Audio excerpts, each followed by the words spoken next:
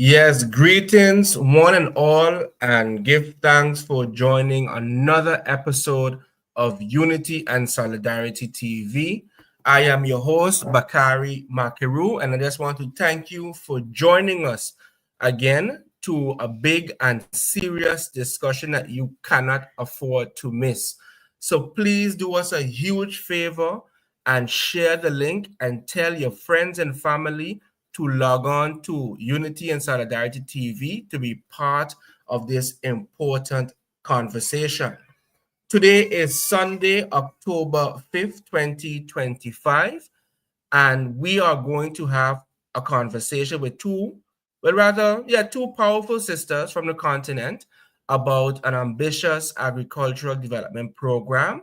And today, I also have the pleasure to be joined by my partner, by my darling, by my queen, Miss Ramonda Hanza, because of course, she saw the subject matter, and of course, she was excited to be part of the conversation. So that's always a great strength to have. I don't know, Ramonda, you want to say anything to the viewers? Good morning, good afternoon. Welcome here by another interesting topic that we're going to have. And today I have the pleasure to be able to join him. So we're excited about the topic. So I hope you enjoy it as well. Excellent. And of course, just a quick announcement for the persons in the audience who have always wanted to do yoga, have always been interested to learn more about it. Of course, we would invite them to contact you, Dr. Ramonda, to set up an appointment to get much more information, because we know that for the past few years, you've been giving yoga lessons, right, to beginners, intermediate, and of course, advanced persons. Wednesdays at 5 a.m. in the morning at the Emilio Wilson Park, and then on Thursdays at 5:30 p.m., right, at the same location. So if persons want to or are interested, they can always reach out to you and you can schedule an appointment. Correct? Excellent. Correct. Excellent. So with that being said, I want to jump right in to today's discussion, because time is very, very limited, right? So agriculture holds the key to the entire socio-economic development of a nation. It is a powerhouse that fights on multiple fronts, from combating hunger and driving poverty reduction to creating millions of jobs, and more importantly, ensuring food security for every citizen. This sector, if managed strategically, has the incredible potential to unlock truly inclusive and sustainable economic growth for all. And this is why, during the next hour, we are dedicating our entire focus to a program vital to the future of Zambia, if not the entire African continent. We are going to be looking at the successes, the challenges, and of course, the path forward. Today, we have the honor to be joined in a virtual studio by two progressive, staunch Pan-Africanists who are right at the forefront of this ambitious project. Family, please help me welcome Sister Sharon Namwinga and Sister Lillian Magero. I hope I pronounced the names correctly, and if I did, you have to correct me. All right. So welcome, Sister Lillian Magero, and I hope I did not lose Sister Sharon. Okay, but in the meantime, Sister Lillian, how are you doing today? Welcome. I think your mic is muted. Your mic is muted. Yeah, I'm good, and I'm doing good. Yeah. Wonderful. How are you, my brother, and also my sister? Excellent. We are well. It is great to have you, right? It is really great to have you, because we really want to know more about the works you and your foundation has been doing for the past few years, right? Of course, we have our little princess in the background, and of course, she also wants to make her contribution at times. So, that's just part of parenthood. So, my sister, would you be so kind and to introduce yourself to the family before we get into the discussion? Okay, thank you so much. My name is Lilian Niva Magero. I'm based in Kenya. I'm an African woman. I work under Motherland African Youth Foundation. I am the public relation officer of this good organization that is being headed by the young people all over Africa, in the continent and also in diaspora. So we started this initiative because we had objectives and we had a vision that we want to accomplish as the young people of Motherland. Motherland, I'm calling Motherland because Africa is our motherland. And then we also have Africans who stays in the continent, that is our motherland, and those Africans who are in diaspora. And the main objective of coming up with this initiative was that we wanted to identify our identity. When I'm talking about our identity, is that African culture. It is something that most of us have been like, okay, we are Africans, but we have adapted so many foreign ways in a way that some of us, we even forget that we are Africans. So we wanted to be proud of our own culture. And then also something very important is unity. We wanted also a relationship between Africans who stays in the continent, that is our motherland, and those in diaspora. So each and every time when we are talking about unity, we can't be united if we don't love one another. And if we cannot also recognize our identity and also the continent where we are coming from, where also our ancestors came from. Because I believe that some of us are in the continent, yes, but we have Africans who have the DNA of Africa, but they are outside. Those are our brothers and sisters who are in diaspora.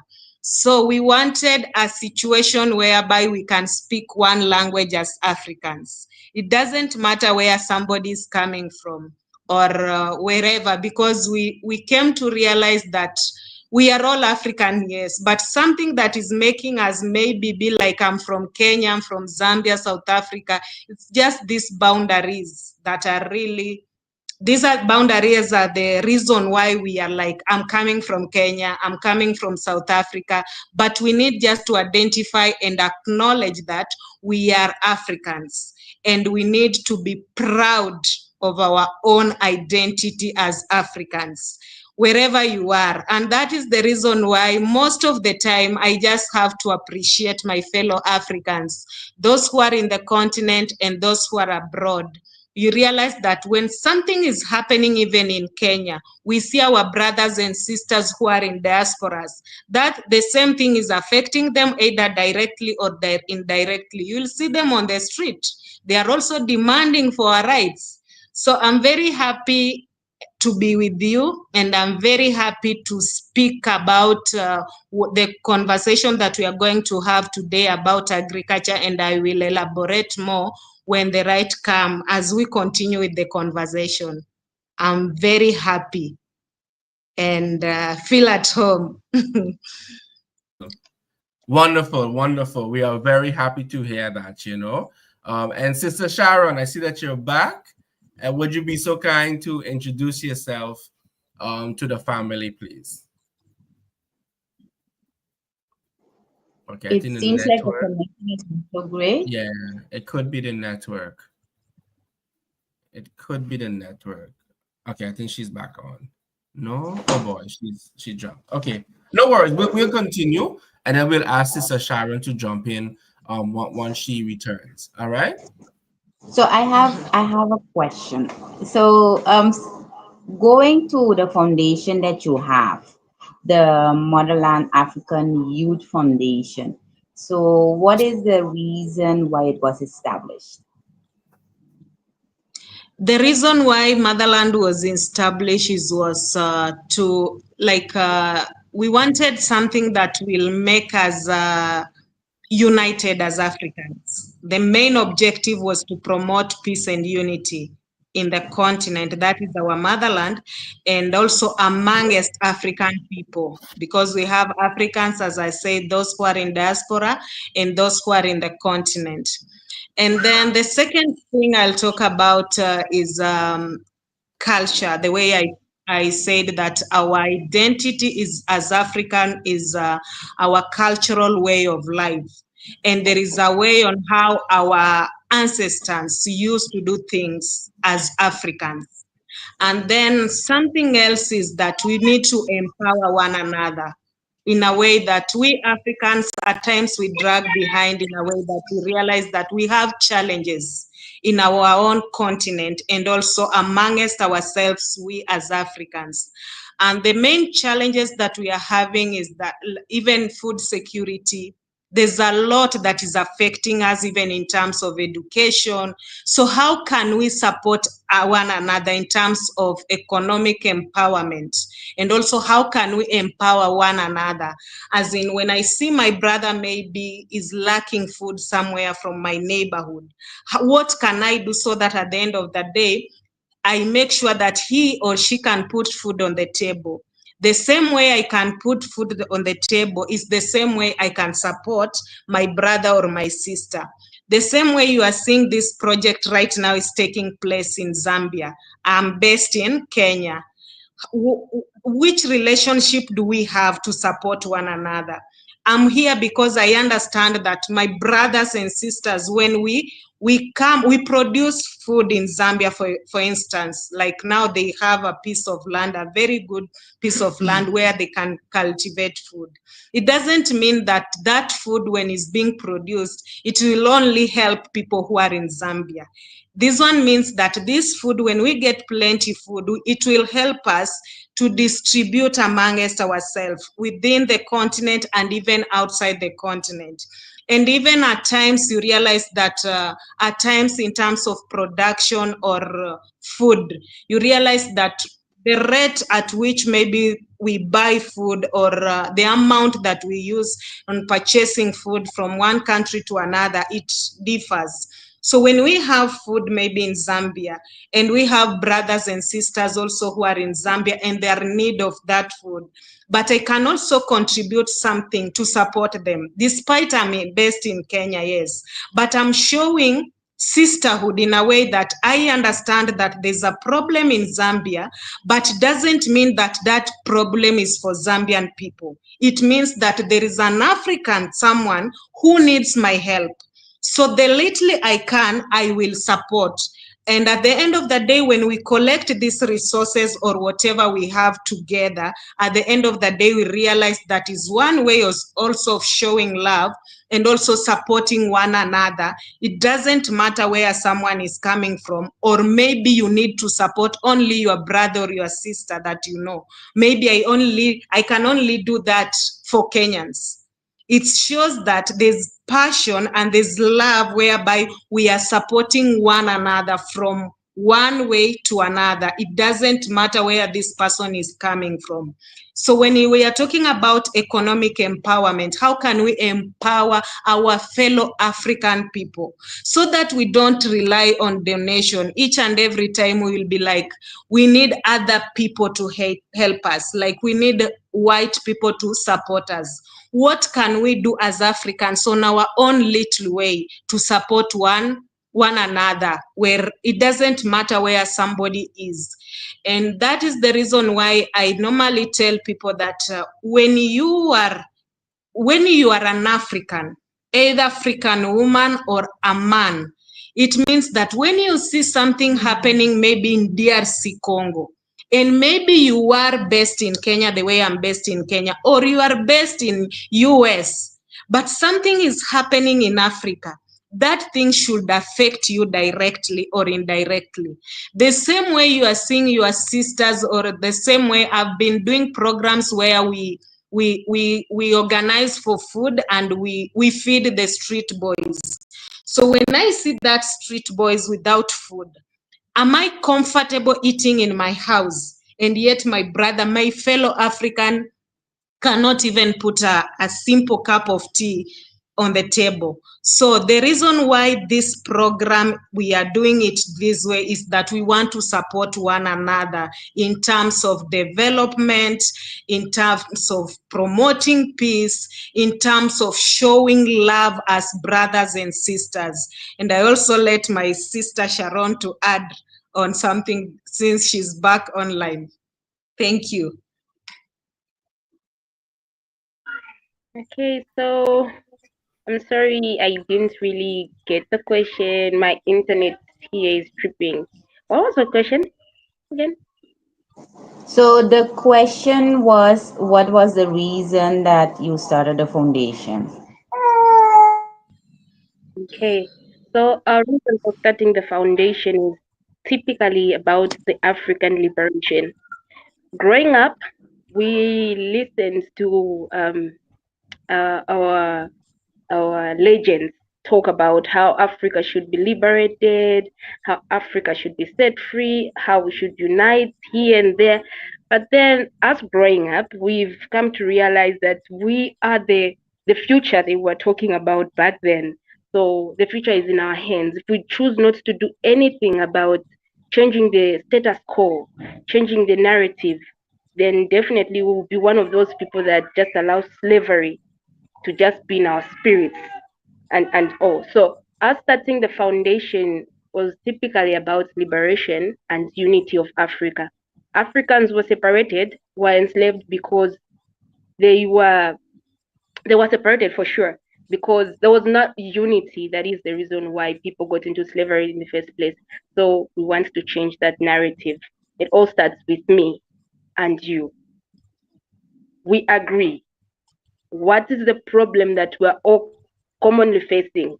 We've got imperialism, we've got neo-colonialism, we've got a whole lot of things that are really affecting us in a common way. So we decided as youth to come together, regardless of the barriers, the colonial barriers that have been set before us, to just come together and be the change agents that we've been looking for all these years. And this is how and what we are here for. And until we do a success, until we change the narrative, until we set Africa free, and every black man and woman on earth free, then we'll be at peace. I think that's all I can say now. Well, I truly appreciate that background information because it really demonstrates the power and the relevance of using our African culture and value system in order to fuel development. Usually, what we have seen, especially in the West, they would allow, let's say, market forces to dictate, right? To dictate the direction and the approach when it comes to development. But here you are starting exactly from where you are, recognizing the barriers, recognizing the limitations, and transforming that as a strength, right? And what I love the most is that you don't even recognize the colonial borders. You understand? Because sometimes we give it power by recognizing it. And by simply saying whatever happens to my brother in the north, the south, the east, and the west affects me also is a truly, truly powerful statement. Don't even underestimate the weight of that particular conviction. So I have to really commend that part of the project because even for us in the Caribbean, right? Oftentimes we do not see the connection between what is happening on the continent and here. We feel as though it is so far away. So I often give the example about what's happening in the Congo, right? Because of the enslavement of child work, I can't even say workers, the enslavement of forced labor, right, imposed upon the people is the reason why you can get your laptops and your smartphones. You can get those minerals in order to continue fueling private consumptions. And the list goes on. And I also want to say why I love this project is because when the Russian-Ukrainian war started, there was a talk about there not being enough food around the world because they supply the most grain. They supply a number of grain, and certain African countries was importing grain. And some thinkers was like, but why are we importing grain when we have the capacity to produce these vital inputs? You understand? So I really love the proactive approach when it comes to your foundation. And I really want to hear more because off air, you was talking about what you've done in the past. So bring us up to speed if you can with regards to your past experiences with this particular project, and then we will segue into the main discussion.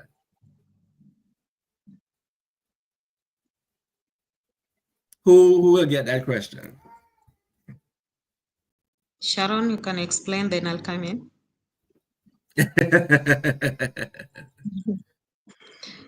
I'm a lady of many words. Go ahead.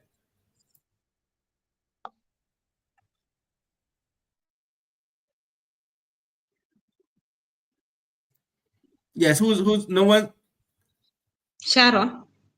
Oh, Sister Sharon. You've been given the awesome responsibility.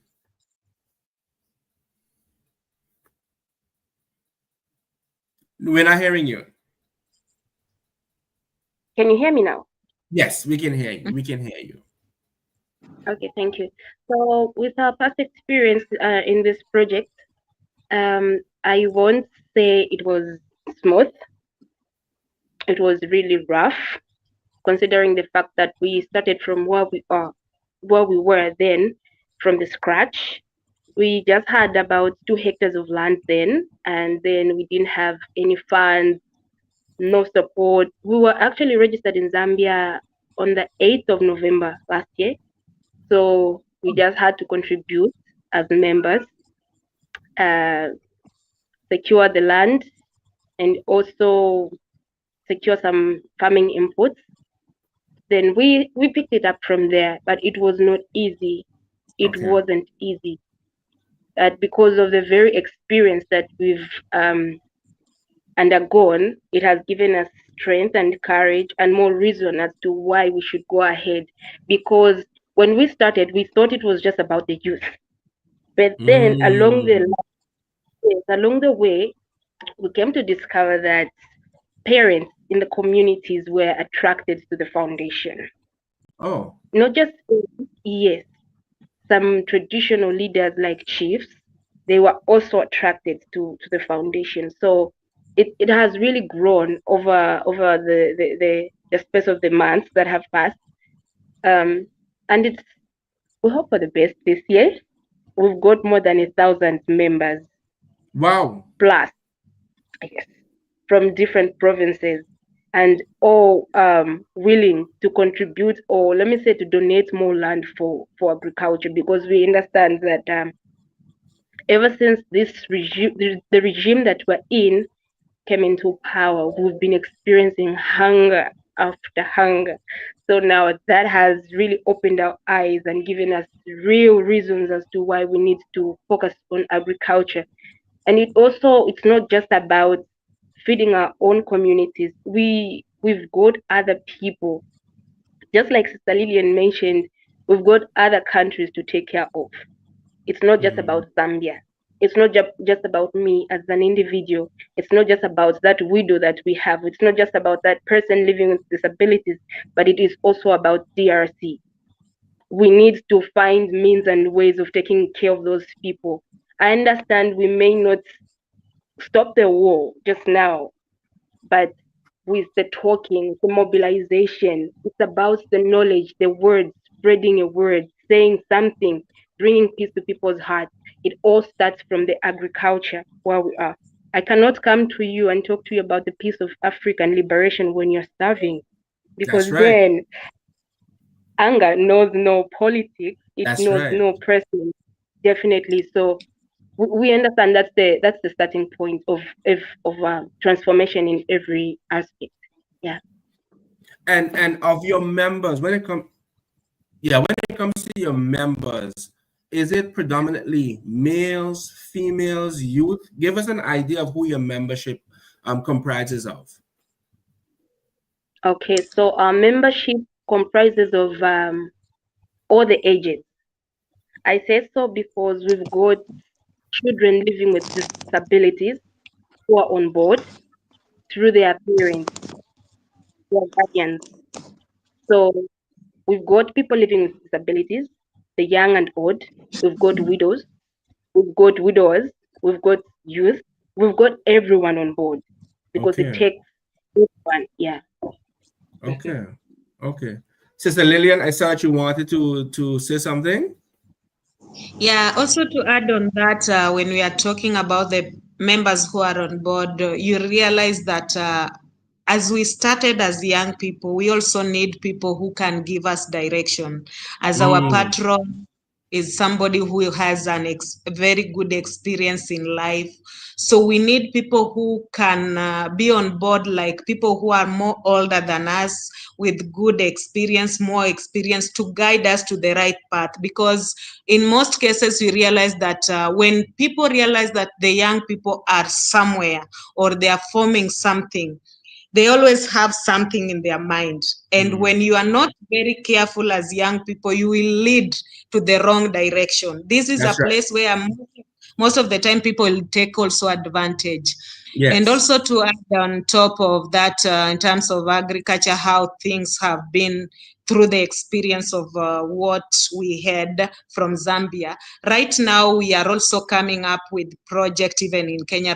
Right now, we are organizing something on mushroom farming in Kenya that will be Oh, kicking off this month. By 10th we'll be preparing that structure and everything. And the people who are supporting them, the person who is supporting this project is our brother from diaspora. And that's why I say that when people realize and show love, and they realize that these are the challenges that our people are facing, and then they show up to support, in future I don't think we'll be in a situation where we are begging, or we'll be in a situation where we'll be seeing our young people like we are jobless and everything. And something also to add on is that we are trying to change the mindset of the young people and everyone, whereby people want white collar jobs, where people mm, they want to sit to be employed. We are yes. also creating job That's opportunities right. through agriculture. And we That's right. want the younger generation to love that agriculture is everything. Actually, agriculture is the background of everything. That's And right. I don't think without agriculture, if we can make a step in life. And also, when we are farming our own food, like we are producing our own food, these things of like people bringing other foods with a lot of chemicals, a lot of so on and so, will help us to control whatever That's we right. are also consuming. Because if you understand, like an African person, you are going to cultivate, or you are going in the farm, maybe you are going to plant maize. You know, at the end of the day, the process that will, and you will handle that food with a lot of let me say, you will be very careful, because you know at the end of the day, this is what I'm going to consume, this is what my community members are going to consume. And we'll do away with things that will bring effect, because you know that at the end of the day you're also going to use the same food. So we are trying to create an environment whereby we depend on our own. We have our own food, we have our own land. We also want to train people on the importance of even permaculture, so that we can produce organic food that, when at the end of the day, when you go to supermarkets, you realize that even organic food, the prices are very high. So those are things that we want, and they are very useful to our body, and it will protect us. So this project for me is very key, and for the sake of the young people and the entire generation, because we are not only talking about the young people, because we are in a situation where we are voicing for the people. The whole society is like They want to hear the outcomes. They want to know that after this, which steps are you people taking, and are these steps legit, or apart from legit, are these steps going to make something positive or bring something positive in our livelihood? So this agriculture project is not only going to take place in Zambia, we want it all over Africa and even in diaspora. And I want my brother situation whereby I can pack some bag of food to send you in abroad, so that you don't depend on what is there. You can feel like now I'm eating food that is coming from home. And we can only achieve this if we are united, we are speaking one language, and we support one another. That That's is right. how our ancestors used to do it. Yeah. I totally agree.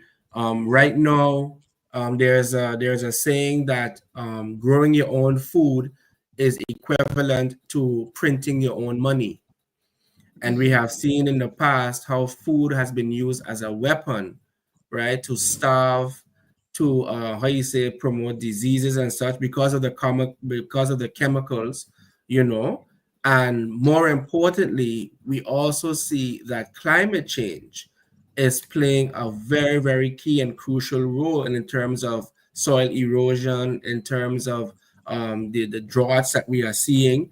So there are so many different factors that we are confronted with, but nevertheless, it should not cause us to ever become discouraged, you know. So I really love this particular project.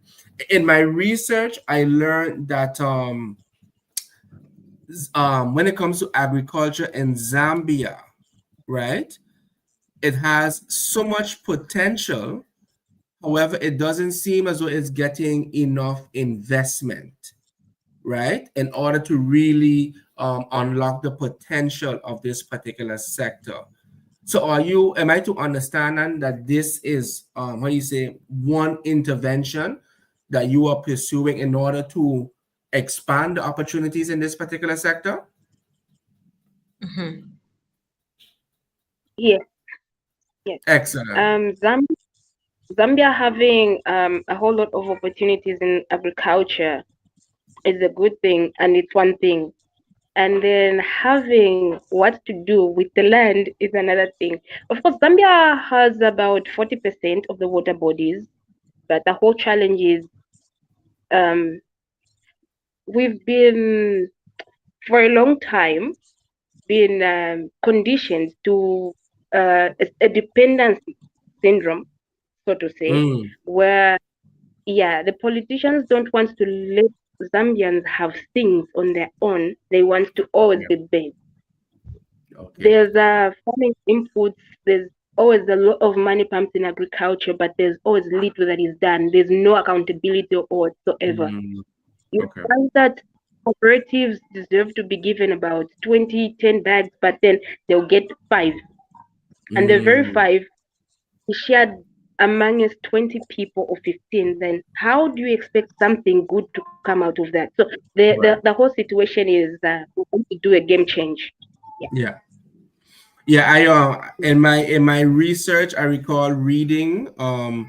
I can't remember if it was the block farming project, right, or policy, where they would have said, for example, let's just say, right, 10 swacha. Swacha is the currency, right?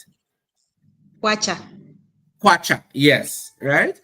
And instead of getting the 10, only maybe three would be released, you know, and that of course raises a lot of questions and such. I thought it was very interesting to know.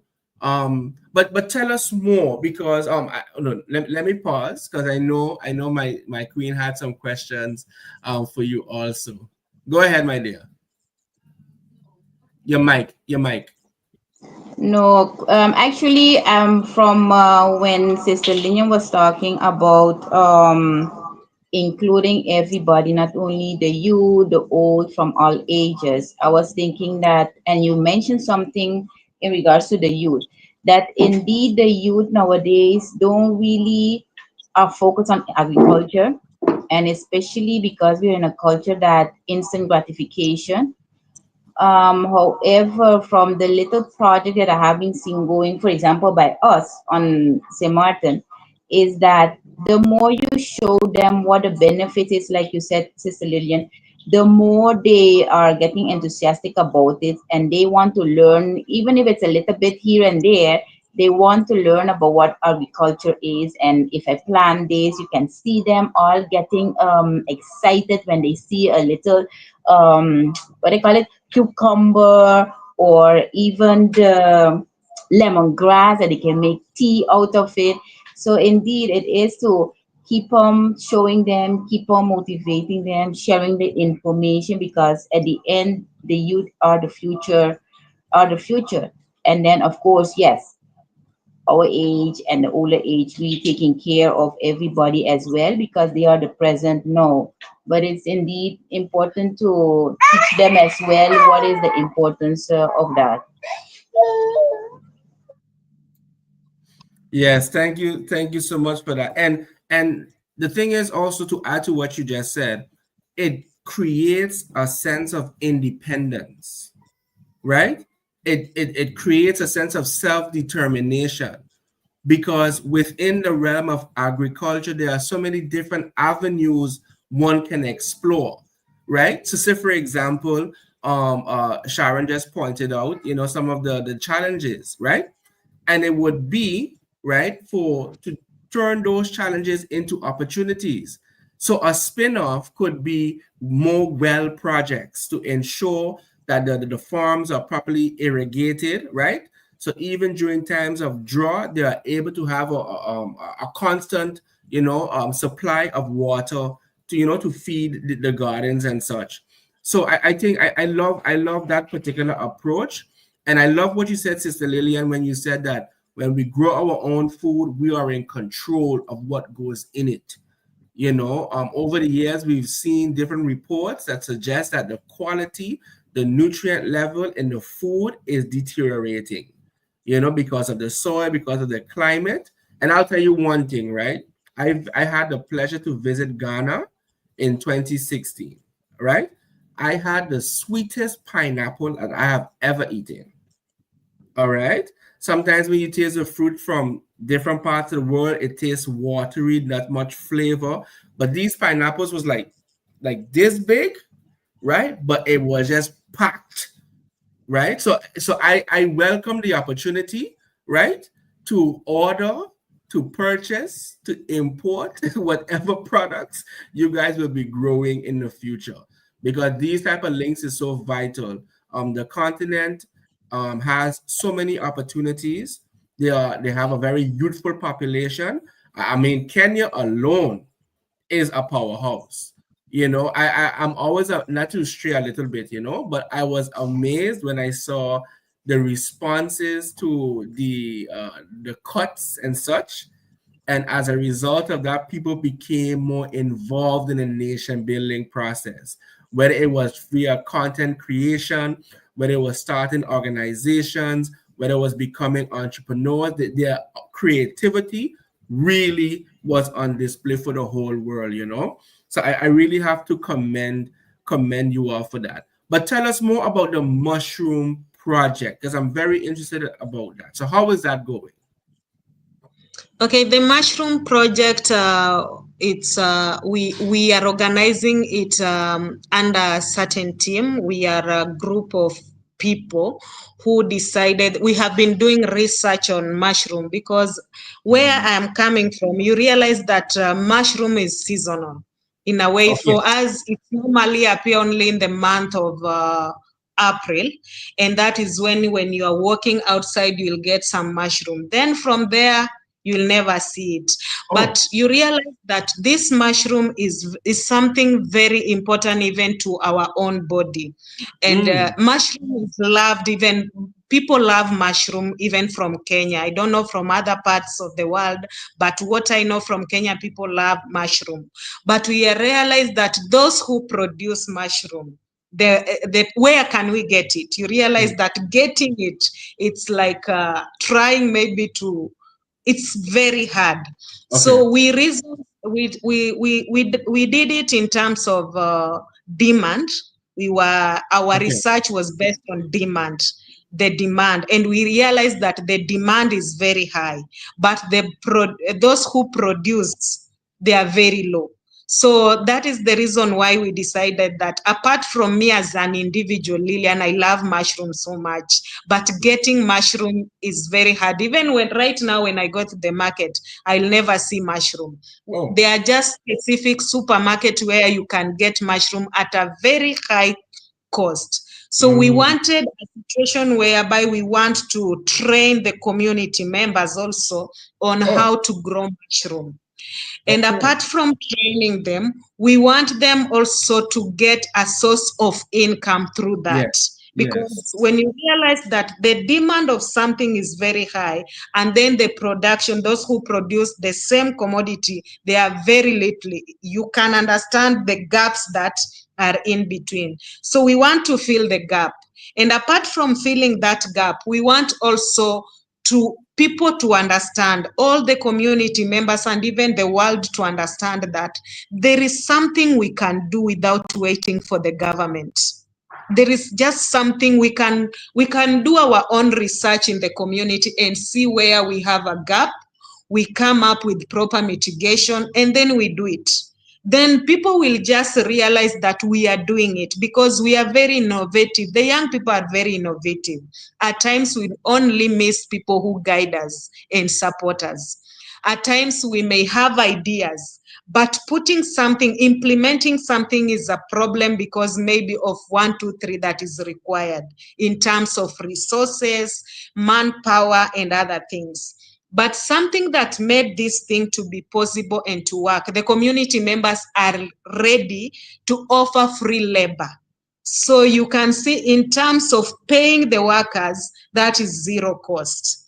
So when this project is starting, we'll have people on board, we'll have people who will help us to produce. Then at the end of the day, we will see what we are getting in terms of the market and everything. We can do even local, we can sell at the local level, whereby a common person can also get it at a very lower price, rather than we have a gap whereby there are specific people who can afford. We want to make sure that we levelize everything, whereby my grandmother from the village, I'm just giving an example, and somebody who is in Nairobi, that is the capital city of Nairobi, we can have something that will help us.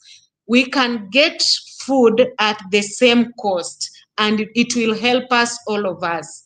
And apart from even at the local level, we want a situation whereby we can also get the outside market so that it can motivate our young people, because the people who are leading this project are the young people. And we want also to attract the young people to practice agriculture, because most of us have been raised in a situation where I go to school knowing that after completing this course, I will be working in a certain office for the government to pay me. So we are trying to come up with ways on how we minimize this issue of depending on the government for employment. We want to create our own jobs by all means, but the right way. Yeah. Do you also teach people abroad, like me, for example? Because I would love to grow some mushrooms as well. Yeah, we have somebody who is a professional, and if you want, I will link you with him. He's the one, even me, the way we are going to start this project, I'm also going to learn through him. So I have somebody on board. Before we started this project, he's the one who guided me on it. He's called Steven. He's the one who guided me about it, and we were doing a lot of research and asking, and also I wanted to know, to learn. So as we start it, I will be learning from him because he's a profession and he has done it before. So this will be like the third project he will be doing. So I wanted also to be part of that project, and some of my community members also to learn. Yeah. Yeah, nice. And then, even so, how else can people support actually even the mushroom, the growing of the mushroom? Because you were saying at the beginning that you want diaspora and people from other parts of the world to also contribute. So then, where do we have to think the contribution can come from or can be given? Okay, the contribution is open to anybody who is willing to support us. Like this thing, I shared it on the radio station, Galaxy radio station. Then one of my brother from diaspora, the way I'm just talking about the project that is going to take place in Zambia, so that you can support us. So one of my brother from United Kingdom was listening to me when I was talking, and he was like, Lillian, we will support, and he has really contributed something that we are going to start with, and the floor is still open because this one is all about our motherland. The same way I said that whatever is happening in Kenya or whatever is happening in Zambia, it's going to help all of us. So you are most welcome. And if you need to contribute or you have any contribution, we will share our details so that you can chip in. And you will be part of that project. We'll update you everything that is happening, how we are spending. We are always open in that. Yeah. Okay, that sounds good. Thank you. I for one like that that approach, right? I'm hoping it's also the same in Zambia, correct? It's the same model. No, I think that's great because we are always coming in contact with brothers and sisters who are interested to visit Africa, right? Who are interested in supporting, in whatever way they can. So with this important information, I will gladly pass it on. And then who knows, we see what the next step could be, because ultimately, based on how we see the world is evolving, right? Eventually, I think more of us need to return home. I think most of us need to return to the motherland. You understand? And in order to truly be prepared, we have to start laying the foundation. And we know that food sovereignty is a critical building block towards that entire process. You see? So we'll definitely be asking you for those particular details, right? So that we could, and if you have any pictures and videos, please share it with us so that we can in turn share it with the brothers and sisters abroad. And I like the particular focus of training, right? I like the focus of ensuring the item is accessible and affordable, right, for the family, across different classes. And I love the idea or the plan rather to eventually export because it tells me of your long-term vision for this one item, right? And I don't know, maybe you've done the research already, so you're better informed than me, but you can do the mushroom has so many different uses. Some people use it for cooking.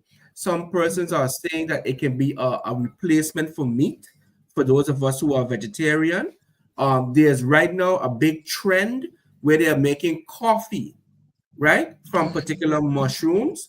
And this is said to be even better than the cocoa beans because of its, medicinal and nutritional properties. You see? So there are so many different, I'm just talking about this one product is getting me excited already, because you see what all of the possibilities are. And guess what, my sister?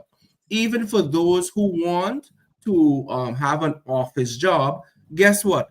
The mushrooms need to be marketed, right? You need an accountant, right? You need a PR person, right? You need so many different persons to be part of that one value chain. So I believe that you guys have already shared this. So if you have, I'm just echoing what you would have mentioned already. But Sister Sharon, now that you're with us, what types of crops have you cultivated in the past, And with the expansion of the project, right? What other additional crops do you intend to cultivate? Sister Sharon? It looks like the camera froze. I think your camera froze, my sister. In the meantime, even when we're talking about, for example, the mushroom, Sister Lillian, is it to do it on a particular piece of land, or is it that everybody hopefully might be able to do it in their direct area? I can hear I- you. Yes. Hello? Sister Sharon, I think your camera froze again. Okay. Sister Lillian, in the meantime, could you answer that, please? Yeah, okay. We have a specific space, a piece of land that we are going to do that. Then from there, as I say, that people are coming also to learn. Then from there, people will be doing it. Is as I said, that we want to people to learn. After learning on how to do it, they'll also be practicing on their own way as a one way, as a source of income also. But we have a piece of land. Tomorrow I'll be in that place, and we will start by constructing a structure, the structure where we will be having the same mushroom. And then at the same point, we have a room whereby we have freezer, because once they are ready, we need also to, they are perishable. There's a Yeah. place where we need to put them, so before, as the same time the marketing and everything is going on. So it's something that we have a specific space that we are going to do the same. And I can't lie to you that it's something that everybody by now will be doing it. We are starting Mm, it at a certain area. We have a piece of land that is our area where we will be in control of everything. We know that this is what we have, this is what is required, we need to do this and this, so that at the end of the day we can achieve what we are targeting, and also we get the yield that we are targeting, so that at the end of the day, apart from getting the mushroom that maybe we are talking about, we have stages whereby you can balance. This is the cost, this is what I spend while doing this. Then at the yes. end of the day, this is what I produced. Then Yes. after production, this is what I sold. Then after now calculating everything, be like, now you have whatever you used while you are planning for the same. This is the total amount I get, and this is maybe the profit that I'm getting. Then after getting this profit, what do I have to do, or what am I going to do next? And that is where maybe we can talk about doing it somewhere else, or expanding it in, so that it can be in large number. So we are starting it in a situation whereby this is what we have, this is what we are going to produce, this is the outcome, this is the profit after reducting everything. Then after getting this is what our profit, can we now expand it, use the profit maybe to make it grow? And that is the reason where I said that when we are starting with the local market, then after local market, we can also export, so that at the end of the day, we are in a situation where we can balance. And it's not something that can be done by only Lillian. We are a group of people, and everybody's playing a role in it. The same way my brother said that we have in terms of marketing and everything. This is the office where we come and plan our things.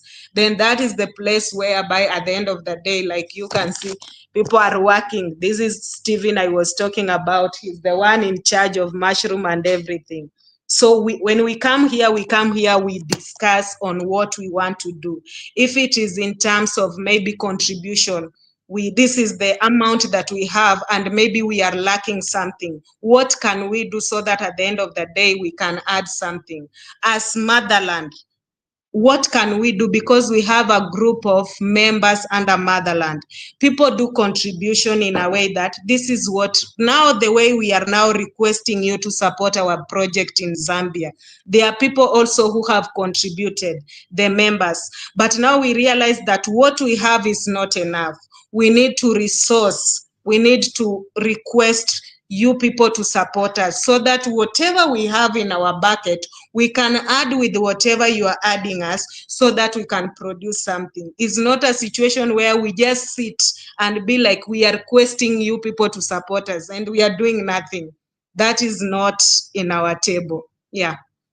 No, I love that proactive approach, because now you're in a position to provide evidence of the work that you are doing, right? And once you have that particular evidence, it will speak for itself. You see, it will definitely speak for itself.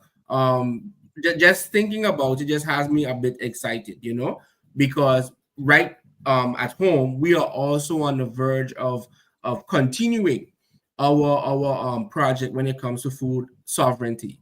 So in the past we would have harvested pumpkins, we would have harvested papayas, we would have harvested different things, but now we want to take it to our next level, you see, because again, whoever controls your food controls the population. So we have to be in a position where we control not only the production of it, but also the distribution of it.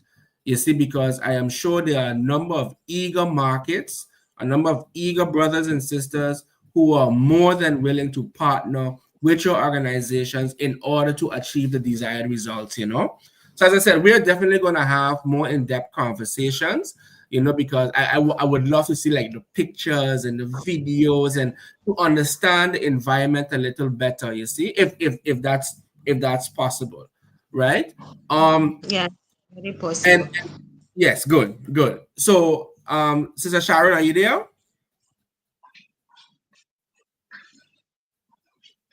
Because you're muted. Okay, good. Go ahead, Sister Sharon. Yes, I can say. Yes, so I was asking you about the type of crops that was harvested in the past and what type of crops will be harvested in the future. Okay, Go ahead. so what the type of crop we harvested last year, early this year, I would say, maize. Yes, and then this time around, we want to do rice and maize, as well as Irish potatoes and sweet potatoes. Okay. And why these particular crops? Because maize is very much on demand in Africa, and so is rice. Rice, we've got our land is good enough. It is geographically located near a river, so there's a huge swamp there that is good for rice. And then we love sweet potatoes and Irish potatoes. Excuse me. And then they're also good for market. Yeah. Okay. I'm smiling because what you call maize is corn, correct? Exactly. Okay, good. And when it comes to the maize, how is it prepared? Do you pound it and then you make it into like a powder and then you cook it? Yes. Okay. In other Okay, so the reason called good. Because the reason why I'm smiling is because in the Caribbean, right? We don't call it we don't call it by that name. We call it cornmeal. So they would have taken the corn, of course, convert it into powdered form, and then you can add, for example, some salt, some water, right? A little bit of maybe butter or oil, and then you cook it, and it becomes like a pap, so to say. But some people allow it to become a bit firm, and they have it with their fish or with their meat with some gravy and such, right? So, and of course, we love sweet potatoes and potatoes also. So I just point that out to show the similarities in our eating style. You know, like when I went to Ghana, and they was talking about the jollof rice, right? And when I look at the jollof rice, it's similar to what we eat, but we just call it a different Sorry, sorry, name, Bobby. Sorry. right? We call it by a different name. So I point that out to say, in essence, there's really no difference between the Africans on the continent and the Africans in the Caribbean. We are still one people. You know, Brother Kilanji said it perfectly when he said that I never gave up my rights, you know, when I was removed, when I was forcibly removed from the continent. You see what I'm saying? We did not come to the islands empty handed. We came with culture, we came with identity. You see? So that's why I smiled when you talked about the growing the maize for the food and such, because I know that's really a standard and a solid meal item in, especially in the eastern Africa, you know. Okay, sister's gone again. Okay, Sister Lillian. So you've gotten us excited about the mushrooms, right? We are looking at the entire supply chain. I like the idea of empowering the different small farm holders, right? When it comes to the farm holders, what would you say are some of their biggest challenges, right, in order to really maximize their potential? The first one is most of them have been talking about marketing.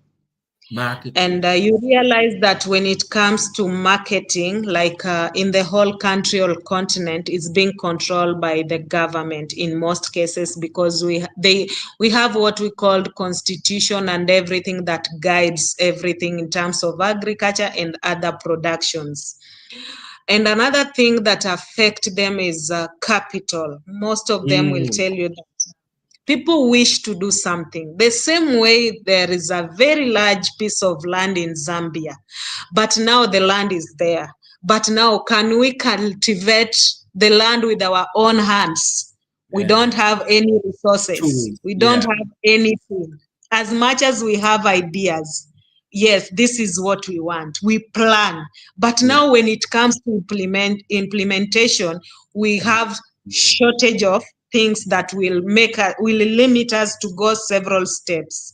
So the same thing is happening to the community members, and more so at local level, and those people who are doing small scale farming.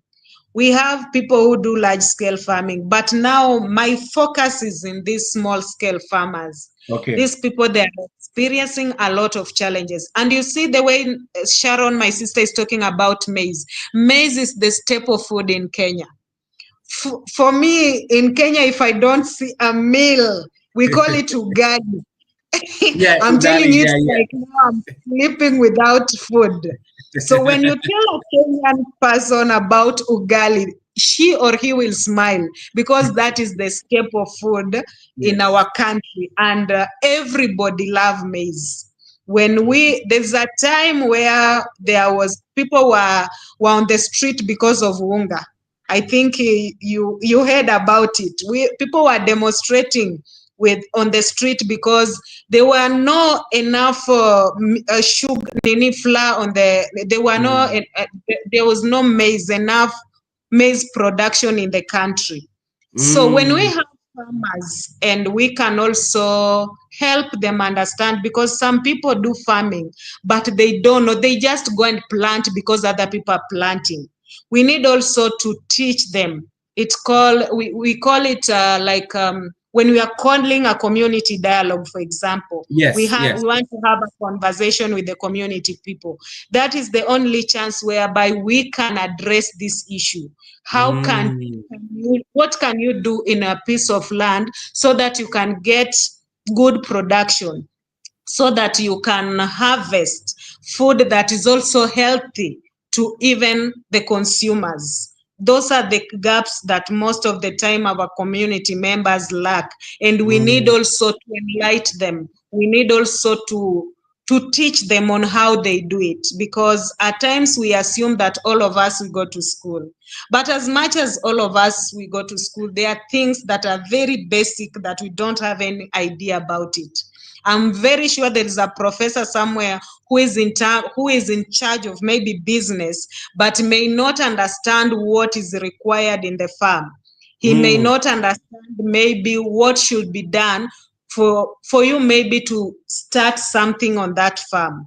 Yeah. They don't even maybe understand the type of soil and how it will affect the production and everything. And some of them also don't understand that even some chemicals that we are releasing on the piece of land are also affecting our production. So as much as we are talking about agriculture, as much as we are practicing agriculture, we are also training people to understand that, Yes. for example, this is the crop that we want to grow in this piece of land. Yes. Then we are targeting high yield. I'm not good in terms of agricultural terms, but I can just elaborate depending on what I have experienced and what Yes. I've seen happening all over the continent. The same way I told you, I traveled to Zambia. And something was very nice that I saw in Zambia. In that hotel, all the days, the fruits were very fresh. Apple. In fact, I love apple so much, and it was in plenty and very fresh. I couldn't even compare it the one that I buy at times on the street in Yes. Kenya, in our local market. So I was eager to ask about the secrets. You know, when you go somewhere, we are going to learn each and everything. When you see something new, you need to understand. So that is what I can say, that at times we grow food, but we need to understand also, we train the community members. They have challenges to understand whatever they are doing. Is it going to produce something that will make them also earn an income? Yes. Because Yes. most of the farmers, you realize they are counting losses. And we Oh, also have climate mitigation and everything. What yes. is being done? You see at times when rains are high, you realize that they sweep everything that Yeah. is on the farm. Yeah. So we need also to come up on how to construct dikes, to just to give them something to understand that when you are planting this type of crop, this and this is required. And we have Yes. professional people who are good at that, so they normally do it. We have within Motherland, we were electing people in that space, and everybody has or his role. He knows that me, I'm in charge of agriculture. Yes. Why am I in charge of agriculture? I can still guide. When we have every Tuesday, every Saturday, we normally have a meeting. But in that meeting, every day, we have something to discuss and to Yeah. learn. For Yeah. example, when we are going to start this agricultural program in Zambia, we came up with meetings whereby we were learning. Why are we doing it? What are the challenges? What is required? Where are the gaps? So before we are going to do what we are going to do, we are already prepared. We know Yes. that this is what is needed. And that's why today we are appealing people to support us. We didn't just wake up to come and say that we want to do it without Yeah. doing proper research, without sitting down and also contributing something. And we Yeah. know that we have something in our bucket. But now whatever we have is not enough to implement what is required in Zambia. And that's why Yes. we are appealing people to help us, to support us. And when they are helping us, we are accountable in everything. When you give Okay. us any coin or even a piece of advice, we will tell you how we did it, the Okay. outcome, the benefit, and everything. Yeah. Okay, I love that transparency. I totally love that, because you can imagine, some persons become very, very particular when money is involved, you know, Mm-hmm. and of course, Mm-hmm. some people might be a bit cautious, right, when it comes to supporting certain interventions. But transparency, radical transparency, is always good. And of course, I have full confidence that the Motherland African Youth Foundation will definitely surpass expectations. I received I received some information from Sister Sharon, right, via WhatsApp, right, and as well as the email address. But before we go, because I know this was a talking point, at least based on my research. Maybe it's more applicable in Zambia than it is in Kenya, but if you can speak on it, that would be great, right? Farm block development. Are you familiar with that policy? Okay, there is a person who is among our space who has a Good. full idea about it. Oh, I okay. will always, yeah. Okay, But no for worries. me, yeah. But for me, when you see me saying something, I want to give something that I fully understand. Agreed. So I that totally when agree. tomorrow you ask me about it, I will tell you that Okay. this is what I know. Yeah. Okay. I'm okay with that. That's no problem whatsoever. I really appreciate Mhm. that. But so tell Mhm. me more about the experiences in Kenya with the foundation, right? So when Mhm. it comes to again the small farmers, do you say you have more men than women? Are they more mothers? Are they single? What is it the makeup of of those farmers? At the beginning, it was like something for the young people. Oh, And these young people, you realize that they are both women and men. okay. But when we did what we call advocacy Yes. about the same, then most of the people are now showing interest. And apart Okay. from showing interest, they are joining because we Africans, and it's normal to everyone that when there is something new somewhere, you don't just join. People will want to understand. They will take their time to understand. We have a baby, a new baby. This baby is not familiar to everyone. So Yes. it's your responsibility to give people time also to understand what you have so that they come on board. And what will make these people come on board is the persistence Okay. and the sacrifices that you make, because when we started, it has not been a very easy journey. And as Mm. per now, you can see something that was started with the young people with the zero coin, whereby you don't depend on anybody that so and so is going to give us donation. It's Mm. just our efforts. We sacrifice our time, we sacrifice the little resource. We told ourselves that most of us, we normally afford a certain meal in our own households. Wow. So the same way we are affording those meals, can we also secure something from Wow. the daily income? Maybe I spend 500, for example, per day. From that 500 that I spend every day in my household, can I just be getting 10 bob or 10 shillings from that 500, and I Wow. put it in a certain bucket? So through that and the transparency whereby we are able every day as we speak, even in the radio, Galaxy Radio, if you listen every Friday, I'm always on Galaxy Radio with Okay. Dr. And Okay. I share what we do. And I also, our members, we make them understand this is what we have on the table. This is what we need. And we make also the community members, because you can't work without community. That's You right. can't do anything without involving community members. So we bring community members on board and we make them understand that this is what we do. We tell them, but we let them decide.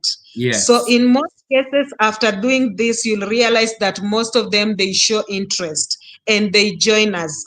And as we are growing, I'm seeing the numbers are growing day Okay. and night.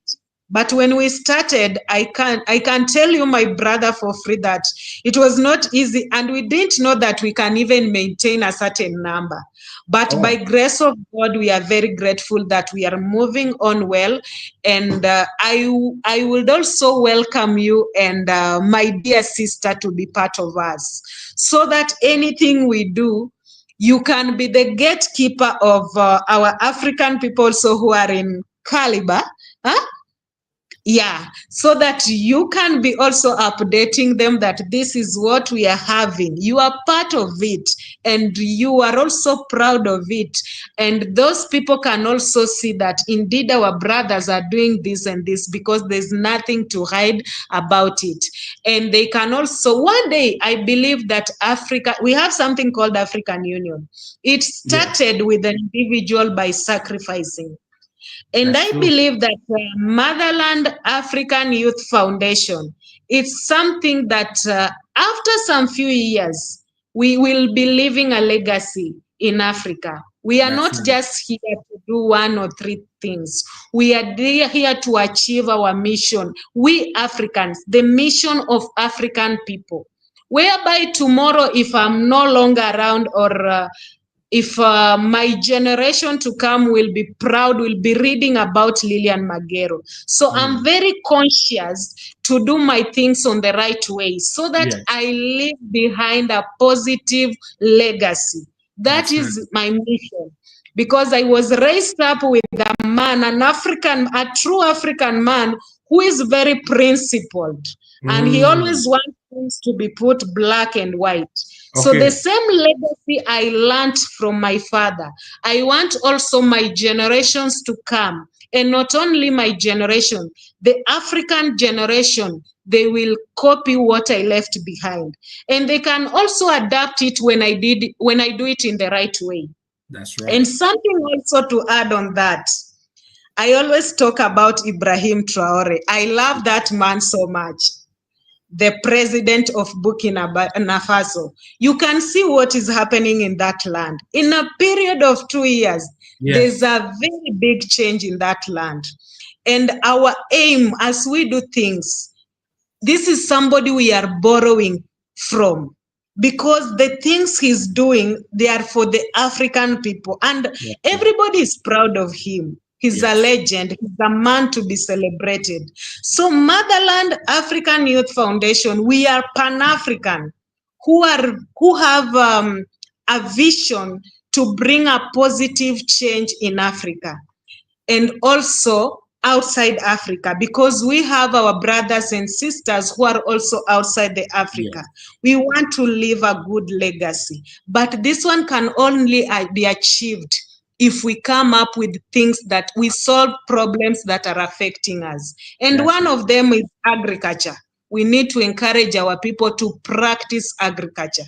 We don't need to be sleeping, and yet the land, we are blessed with a very beautiful land.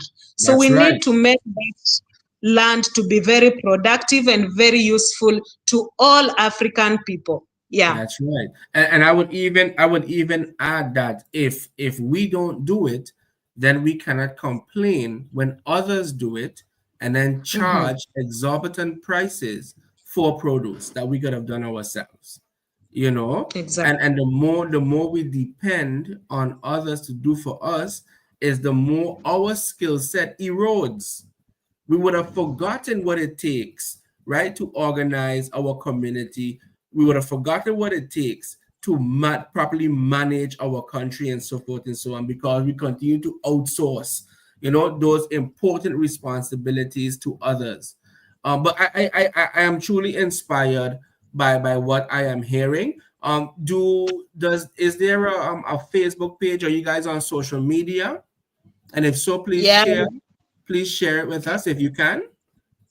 yeah, I'm going to share. Okay, I'll get your number through our beloved patron, Mr. Okay. Kilanji. This is the man who normally guides us. As I told Excellent. you that I can't Yes, just do things on my own. We that's right. have elder people that we respect and we Yes, salute them. And they normally guide us to the right direction. that's For right. me to come out and speak out the way I'm speaking, it's not only me. Just know that there are people behind me who are leading me to the right path. They are training me, they Ashley, are encouraging me, and they are making me, when I come out, I'm very strong as an African woman. Ashley. So we I will love. share or he will share with you everything that we have and anything that you are required. But I will also love to have your number, my brother, your Of WhatsApp course. number, and also my sister. We need to be in touch, and we need to discuss more, and Agreed. you need to be updated with whatever we are also doing on the Yes, ground. definitely. Yeah. We definitely are very excited about this new partnership, this new relationship, and we definitely Definitely. want to see, how far we can go, right, in terms of this particular intervention, because I cannot stress enough its importance. I cannot stress enough because with a youthful population on a continent that have so many talents that only require opportunities. There's a saying that the man with ideas has no capital, and the man with capital has no ideas. Right? I've always heard that. And the more I pay attention to what's going on in the global south, and the more I pay attention to the way the transnational corporations will take our ideas and convert them into products and services, without even an honorable mention, lets me know that we have the capacity, to bring about transformative change in our society. It's a pity that our sister Sharon is experiencing those the Wi-Fi connection, but nevertheless, it is an opportunity to have a follow-up conversation, in the future. I know it is Sunday, and I know it's probably very late on your side. What time is it now on your side? 7? It's 6:30 p.m. 6:30. There you go. There you go. So I really have to thank you for your time, right? And for all of the information that you have shared with us. Tell me something. I'm not too familiar with Kenya as yet. Which region are you in? I am in the Kisumu city. Kisumu City. You see, I never heard about that one before. Kisumu City. That's right. They call it the small Europe The small Europe. in Kenya. Yeah, it's more than a Europe. We are bordered also with the lake. We are surrounded with the Lake Victoria. Ah, okay. Okay, Yeah. okay, okay. Excellent, excellent. Okay. I learned something new. I learned something new. So before we Yeah. leave, I'm gonna ask my queen if she wants to. I know she was busy with our princess, but if she wants to share any remarks before we go, and then we'll close off. Yes, I enjoy the conversation. Thank you so much for the information. And yes, we definitely want to do a follow up to get more of the progress and also what all you have been doing over there. And then definitely the mushrooms. The mushrooms, right? And Yes. here could be a potential idea, because you mentioned earlier that you're going to start to build the area, right? Maybe we can do a Mhm. live, right? So Yeah, while you are doing it, we can do a live, and then we can broadcast it directly for brothers and sisters on this side of Mhm. the ocean, and that would also strengthen the appeal, right, for support in the not so distant future. Let's talk about Okay. that, how we can plan it, and then we take it Mhm. further from there, if that's okay with the family. Okay. Okay, you'll Yes, get my number from Brother Kiranji, my I already WhatsApp have your number. number. Okay, then you'll Yeah, I text already me. have your number. So I'm Yeah, gonna so send you that a WhatsApp when message. okay, so that when we start, we'll do it live, so that you Yes. can also take the video and everything. Yes, please. Yes, please. All right. Okay. Sister Lillian, Okay. thank you so much for your time. Thank you so Mm-hmm. much for sharing, all that's happening in your country, in your space, right? And most of all, thank you for your inspiration and your enthusiasm. I must admit right now I am ready to go in my backyard and start to clear the grass and start to plant and start, just to feel part of this particular community, because we always learn that we have to, think globally, act locally, and that's something we truly, truly believe in. So I just want to thank you. I want to thank your team also, right, for providing, that support, that encouragement, because I can imagine sometimes it is very hard work. Sometimes people might not, recognize the opportunity at first, but the time is coming. Okay, the time is definitely coming, and you have already established your legacy. And I can only imagine that, you know, little girls and boys in the future will be inspired by what you all are doing. So a lot of blessings coming from myself, from my partner Ramunda, and to the entire family over there. And we look forward to talking with you in the very near future again, my sister. Thank you. I'm humble. I'm very grateful and very happy to interact and also to give me this opportunity. I can't Our, take it for granted because it's very rare. I'm our very happy. Our pleasure. And do give our regards to Dr. Abu.